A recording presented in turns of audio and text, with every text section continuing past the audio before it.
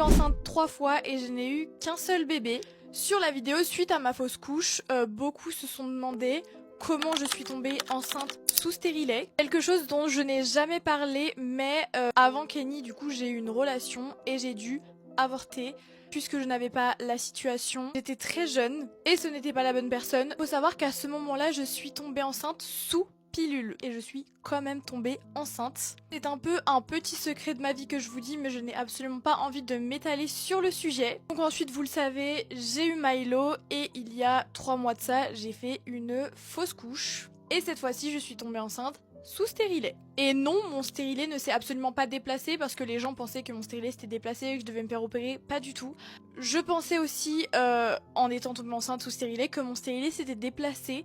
Et la médecin m'a expliqué du coup que non, le stérilet n'était pas obligé de se déplacer pour tomber enceinte, que ça arrivait, que c'était rare bien évidemment, mais que ça arrivait. Donc je suis quand même tombée 2 fois enceinte sous contraception. Donc quand j'ai fait ma vidéo sur ma fausse couche en disant que j'étais tombée enceinte sous stérilet, ce n'était absolument pas pour faire peur aux filles parce que j'ai eu énormément de messages en mode moi aussi je suis sous stérilet en cuivre, comment je vais faire, etc. Je pense que c'est hyper important quand même de parler du risque.